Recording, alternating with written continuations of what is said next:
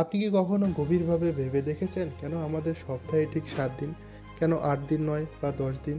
এর পিছনে আছে কয়েক হাজার বছরের পুরনো ইতিহাস ও বিশ্বাসের চমৎকার সমন্বয়।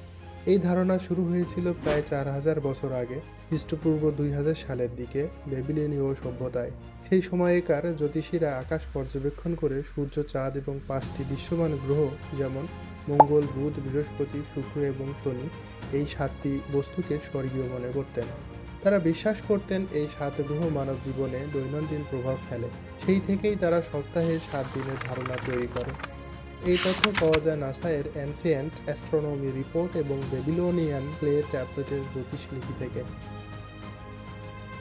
এরপর ইহুদি ও খ্রিস্টান ধর্মগ্রন্থ বাইবেল অনুসারে ঈশ্বর 6 দিনে সৃষ্টি করেন এবং 7ম দিনে বিশ্রাম নেন, যেটাকে বলা হয় সাব্বাত। ইহুদিরা এই 7 দিনের রীতি পবিত্র ধর্মীয় ভিত্তিতে মেনে চলে। অন্যদিকে ইসলাম ধর্মে সূরা হাদীদ আয়াত নং 4 অনুসারে আল্লাহ 6 দিনে জগৎ সৃষ্টি করেছেন। যদিও আল্লাহর কোনো বিশ্রামের প্রয়োজন নেই, তবুও মানবজাতির জীবনে এক ধরনের চক্র বা সময় কাঠামো হিসাবে সপ্তাহকে 7 দিনে ভাগ করা হয়েছে। হিন্দু ধর্মে সপ্তাহের 7 দিনকে 7টি গ্রহ ও দেবতার নামে উৎসর্গ করা হয়, যেমন রবিবার সূর্য দেবতার দিন, সোমবার চাঁদের, শনিবার শনি দেবতার দিন ইত্যাদি।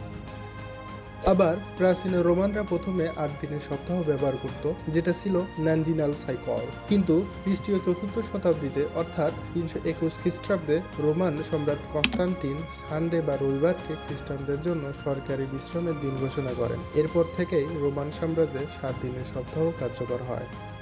কিন্তু প্রশ্ন থেকেই যায়, 7 দিনই কেন টিকে গেল?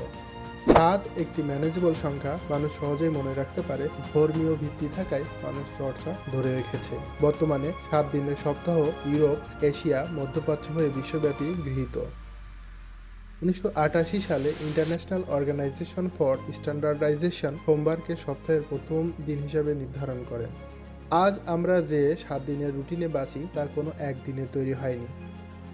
এটি হলো হাজার বছরের ধর্ম, জ্যোতিষ, সংস্কৃতি আর সভ্যতার সম্মিলিত চুক্তি, যা আজও সময় মাপার এক বিশ্বজনীন কাঠামো হয়ে আছে।